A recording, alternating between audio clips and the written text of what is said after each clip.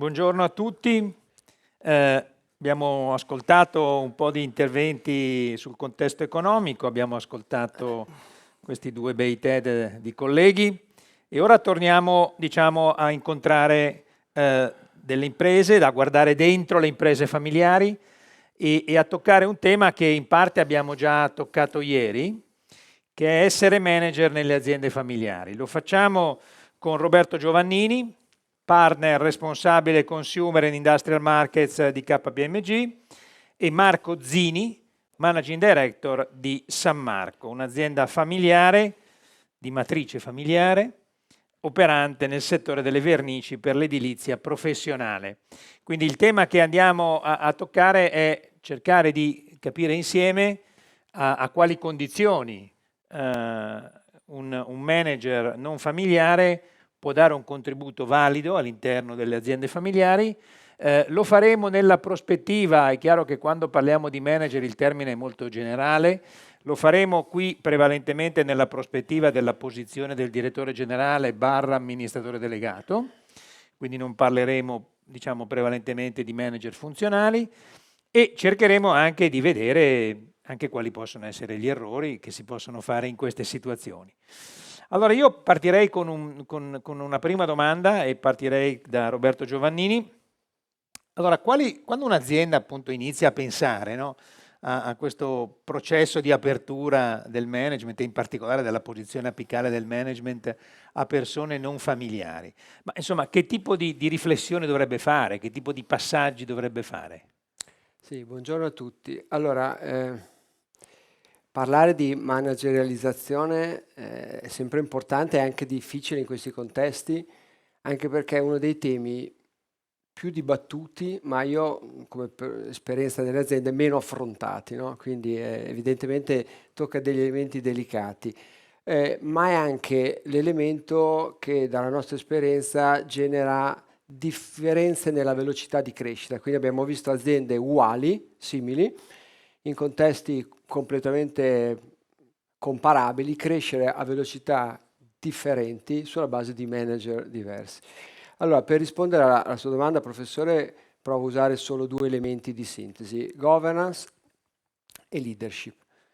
Governance vuol dire quello che tutti sappiamo, ma molto spesso poco facciamo: regole, quindi regole ben definite in tutto ciò che riguarda l'inserimento non di un manager, ma di competenze manageriali all'interno dell'azienda, dal passaggio generazionale alle deleghe, agli ambiti di competenza e soprattutto queste regole devono essere condivise.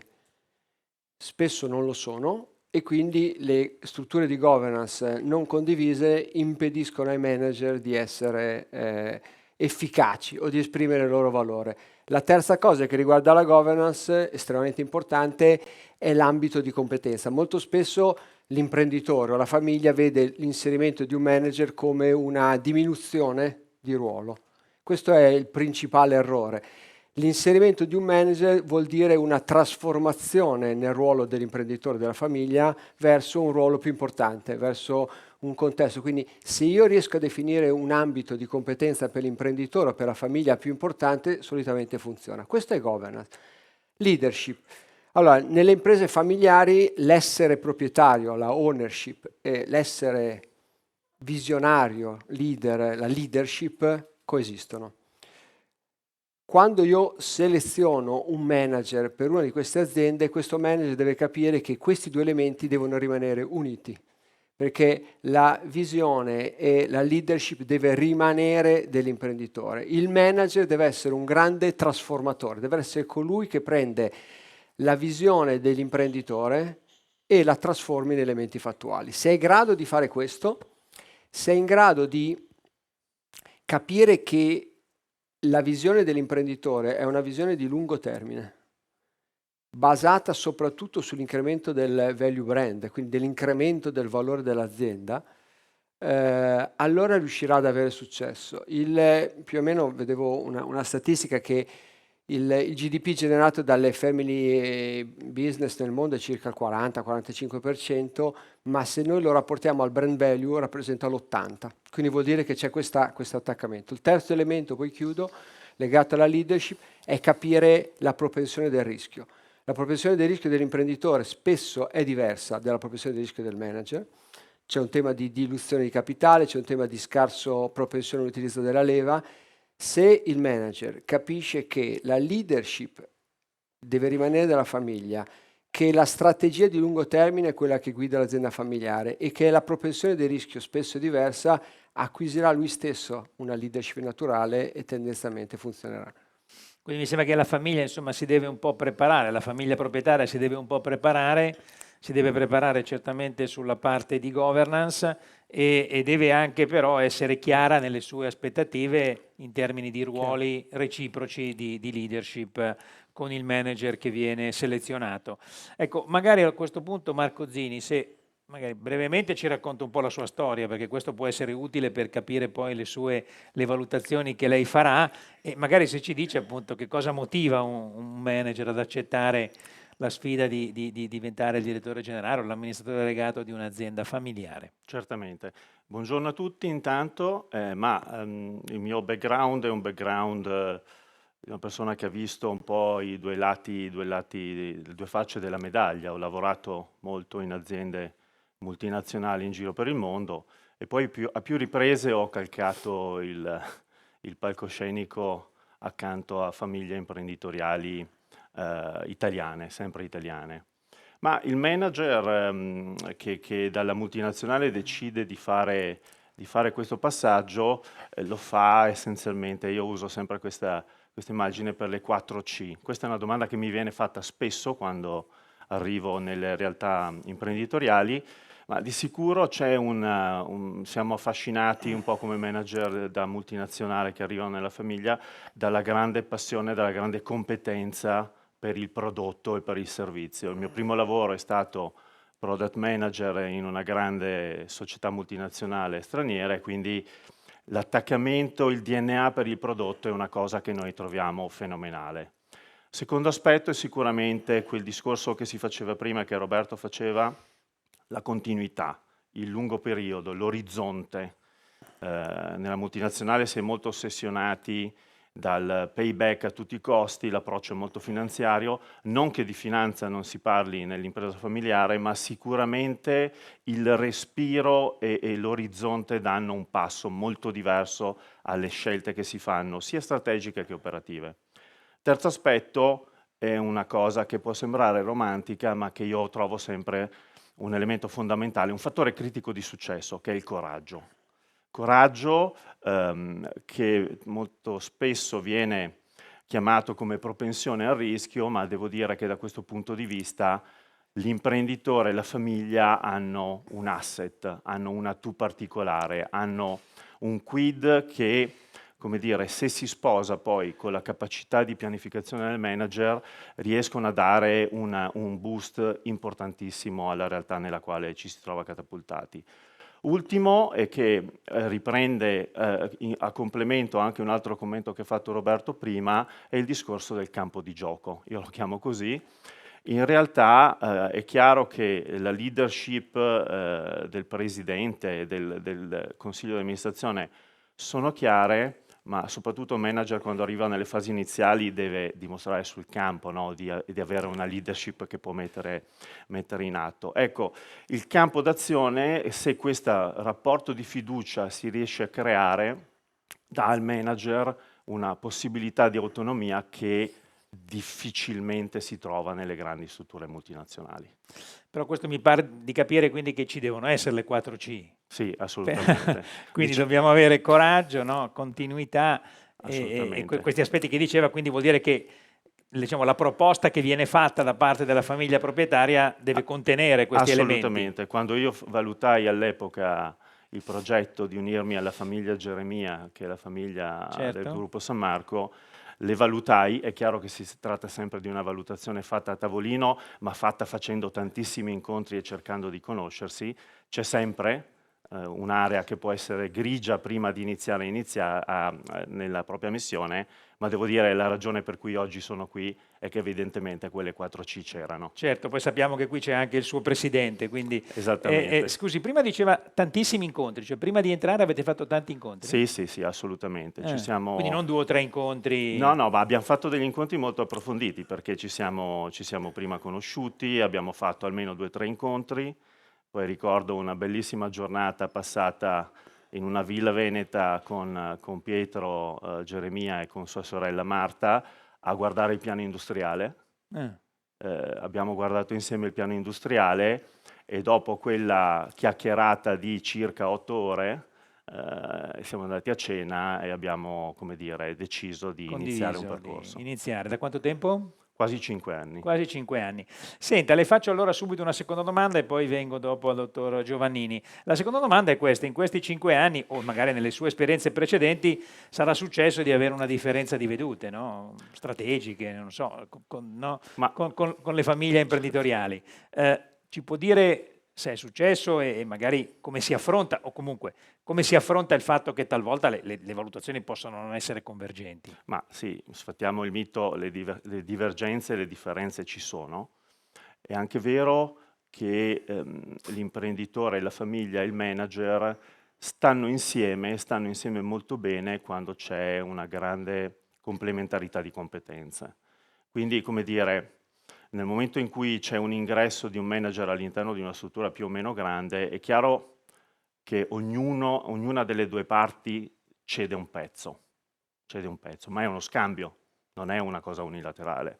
Sicuramente l'imprenditore e la famiglia danno in mano una gestione, il manager da parte sua riconosce una leadership e, come dire, queste diversità vanno affrontate nell'esperienza, in quella che vivo attualmente, ma anche in passato. Le divergenze d'opinione progettuali, strategiche vanno affrontate. Il tavolo deve essere possibilmente sempre molto pulito, anche perché altrimenti diventano poi degli elementi che col tempo, no, creano sedimentazione e non danno più quella fluidità anche nel rapporto. Noi, dico noi perché appunto è un rapporto a due, diamo moltissima importanza e spendiamo tantissimo tempo nell'aggiornamento reciproco. Cioè nella creare, la chiamiamo un po' questa simmetria informativa, che vuol dire allineare l'imprenditore, vuol dire rassicurare anche gli stakeholder ed è un modo per continuare a costruire su questo aspetto di trust e di fiducia reciproca. Ecco, se si riesce a innescare questa cosa che va al di là della diversità di opinione, della divergenza, ci sono dei casi in cui uno verrà verso l'altro e viceversa. Sì, che un po' ieri mi pare vari interventi hanno sottolineato il tema dell'ascolto, no? Dell'ascolto reciproco tra manager e imprenditori, tra manager e famiglie proprietarie. Certamente, ma allora sicuramente serve quella giusta modalità di ingresso nel momento in cui si decide di iniziare un'avventura insieme.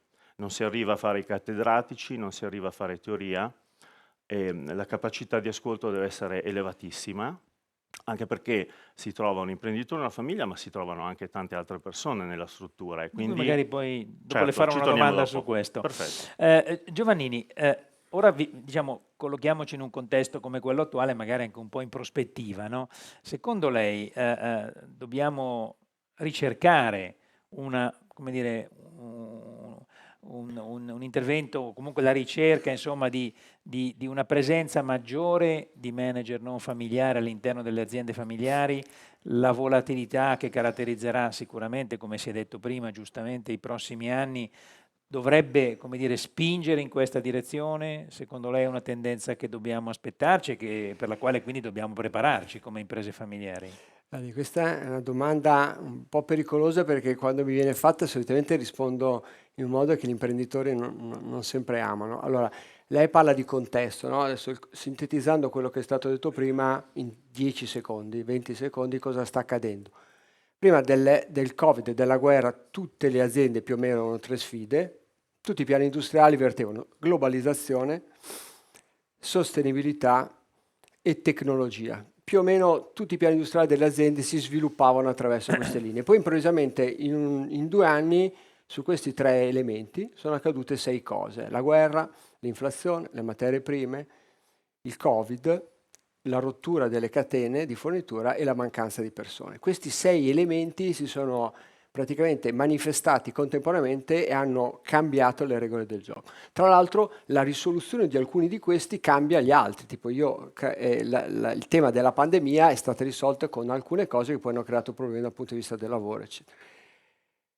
Questo che cosa fa sì? Fa sì che la squadra di manager, di competenze manageriali che avevo prima sicuramente non va bene adesso. Quello che però io spesso non vediamo nei piani industriali, al primo punto è i manager e il people.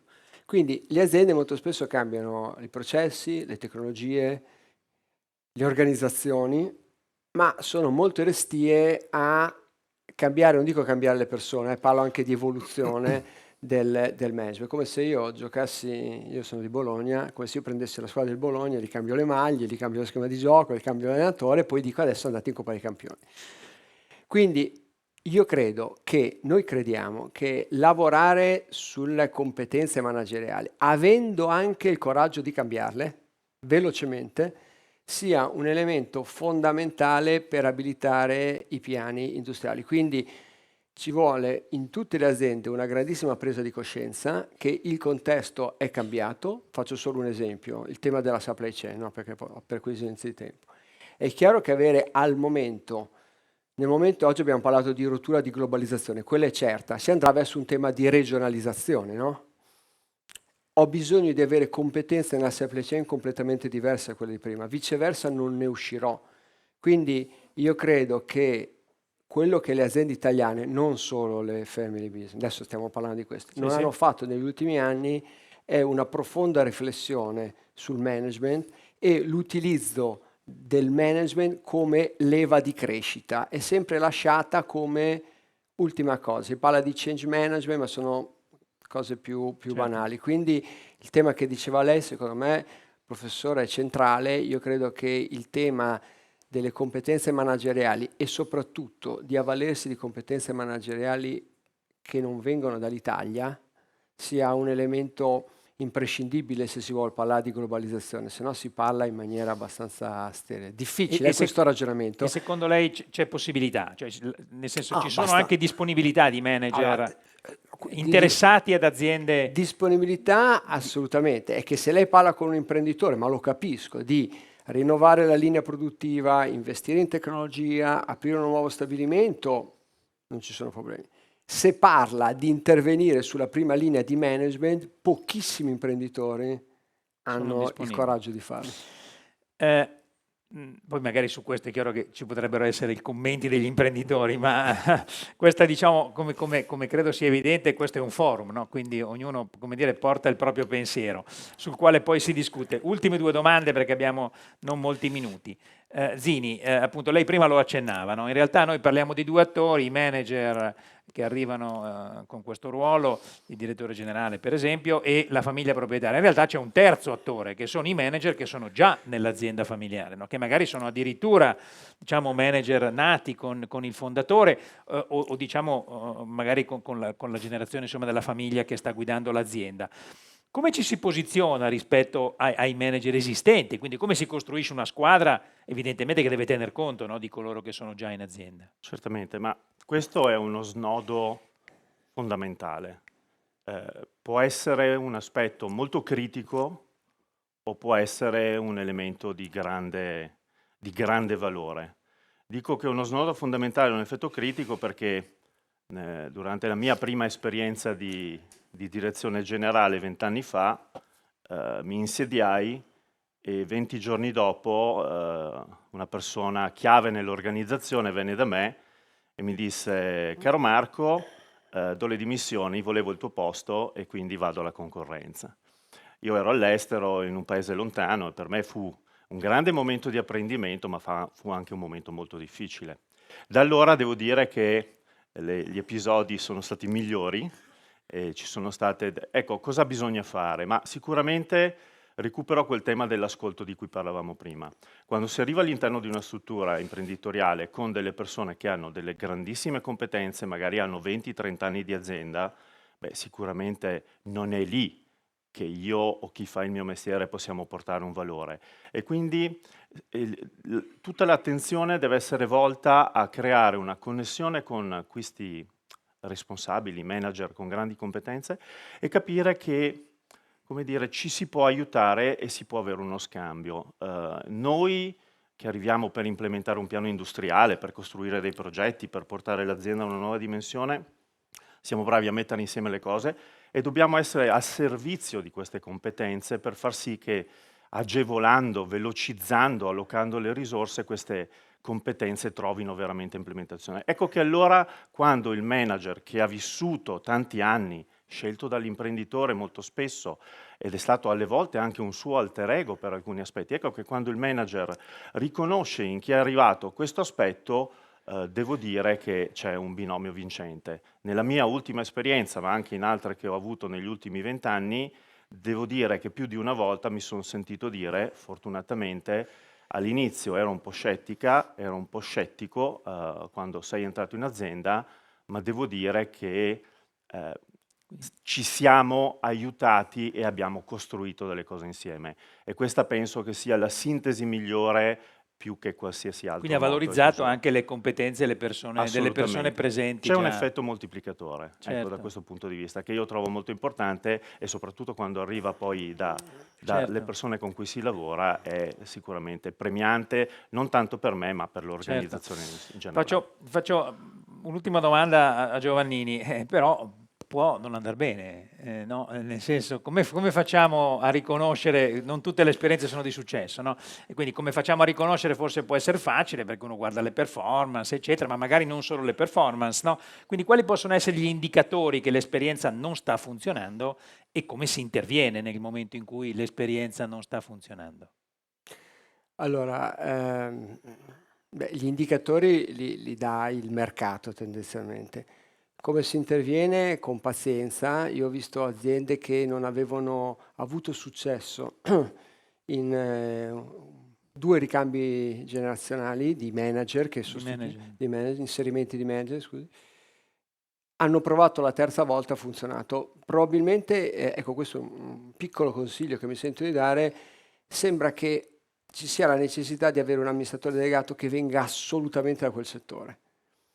E io invece ho visto molte volte funzionare amministratori delegati che venivano da settori diversi, anche perché lasciavano all'imprenditore la competenza tipicamente sul prodotto e portavano cose diverse. Quindi innanzitutto il fatto di non demordere e quindi dire, siccome non funziona torno io, provare ad andare su altri settori, su altre esperienze e devo dire chi funziona in 30 secondi e chi non funziona, chiaramente non facendo nomi, funzionano, adesso non vorrei fare il caso dell'amico Marco, quando nelle aziende le persone che fanno parte della famiglia vengono messe in ruolo di responsabilità guardate a vista prima possibile.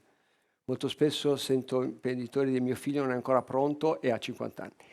Quelle che non funzionano, però, secondo me sono quelle che ne parlavamo prima, hanno lasciato. Cioè io quando vedo brand italiani vendere, soprattutto all'estero, perché parlando con l'imprenditore non vedono ricambio generazionale, io muoio dentro nel mio essere italiano, perché ci sono 1000 modi per continuare l'azienda, facendo entrare fondi, facendo entrare dei partner, riducendo la propria presenza, trovando dei manager per mantenere. Quindi le aziende che non hanno funzionato più che dagli andamenti di mercato è perché non sono più nostre, se devo dirle. No, quindi secondo lei il management può essere anche una soluzione ad alcuni processi di ricambio generazionale magari complicati dal tipo di situazione familiare? Sì, devo dire che è molto difficile. Io quando ero giovane, quando ero piccolo, amavo, io mio figlio di un dirigente di banca, amavo i figli di miei amici, figli imprenditori, perché mi piaceva l'idea di continuare la famiglia.